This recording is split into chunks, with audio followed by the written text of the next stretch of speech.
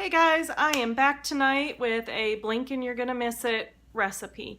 This is something that a lot of people make, and it's a great way to add fat to your meal without having to eat extra fat like fat bombs and stuff like that. So I wanted to show you what I am making for us for dinner tonight. I don't know if you can see in the background the lights that are still reflecting off my TV. Yeah, I know. It's January 10th and my Christmas tree is still up. I don't care. We'll be taking it down this weekend, hopefully. But we've been really busy and I haven't felt well, so we just haven't taken it down. So I'm gonna turn you down and I wanna show you how I make loaded broccoli. And I want to show you how I make loaded broccoli. So I'm going to start out with this broccoli that I got from Aldi, and it is steam in the bag. So I went ahead and I already did that. I cooked it for 5 minutes and it's nice and well cooked, as you can tell. Now this is going to be a 5-ingredient recipe, so I hope you like it. Now on this bag it says that there are four servings, so this is going to be 4 servings. The next thing I'm gonna do is I'm going to take half a stick of butter and I'm going to put it in a bowl. Now this stick, I leave my butter out, so it is nice and softened whenever I want to use it for recipes or anything like that. So about half a stick of butter there, and I'm going to add to that about half a cup of sour cream. Now I've got a full cup out here because I will judge once we start mixing it in to see if we need more. And all I'm going to do is I'm going to mix the sour cream and the butter together.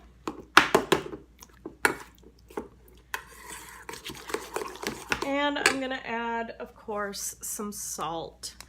This is kosher salt. When I'm cooking, I like the kosher. When I'm topping things, I like my Himalayan. So I'm going to put in there about half a teaspoon of salt.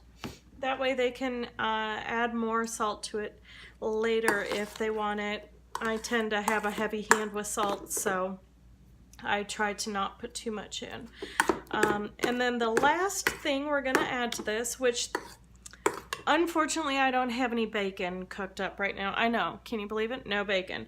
But I'm gonna go ahead and put a nice handful, about a cup, of shredded cheddar into this mixture as well. And just gonna mix it up, and then we're going to mix this with the broccoli. And we'll see how creamy it is, and we will go from there. So here's the broccoli back, and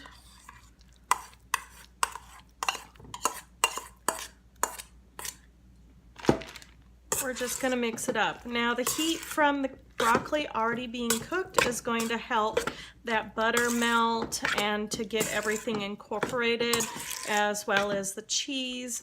So we're just going to stir it until it looks well mixed. Oops, that was really loud.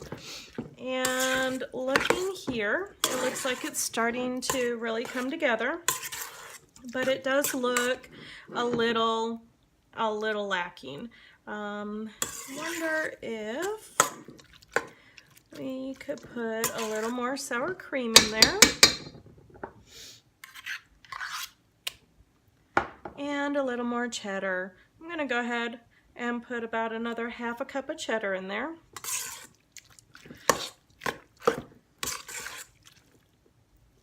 Now, if you're sensitive to soft cheeses like me, where, you know, cheddar and Colby and stuff like that stall you or cause you to gain, then, you know, go ahead and use Parmesan. That would be really good in this recipe. I can handle hard cheeses. I can't do soft cheeses. So I keep it at a very minimum. I made a recipe earlier this week, and I'm going to make it next week and make a video for you. but it did have it had a cup of cheese in it, and I allowed myself to have it, and it was really good. And I think it was really good that this is No Scale January, because I really didn't see the impact, and I went right back to just Parmesan the next meal. So now all I'm doing is I'm taking this casserole and I'm putting it, I'm putting it in a casserole pan. And I'm going to bake this at 350 degrees for about 15 to 20 minutes, or until it's bubbly. Let's say 375. I'm going to say 375 until it's good and bubbly. And then we can go ahead and serve it. So guys, that is a recipe for tonight. Like I said, it's a blink or you're gonna miss it recipe. It's really quick, really easy. You could heat this up in the microwave if you wanted to instead of the oven, or if you have time, go ahead and put it in the oven. I'm gonna go ahead and put it into the oven, and because I know that my husband is on his way home, but he isn't home yet, so I have time to let it cook. We are also going to be having ribs tonight. I cooked in my crock pot both pork and beef ribs. The beef are going to be for me and my one daughter. She's sensitive to pork. The pork are going to be for my other daughter and my husband. So I think that this will pair really nicely with the pork ribs for them, and I think they're really gonna enjoy dinner tonight. When I told my daughter I was gonna make this, she was like, yes. Like I said, the only thing that's missing from this is broccoli. You can definitely crumble broccoli and put it in there as well. I just didn't have it cooked up today. So I hope you like this recipe.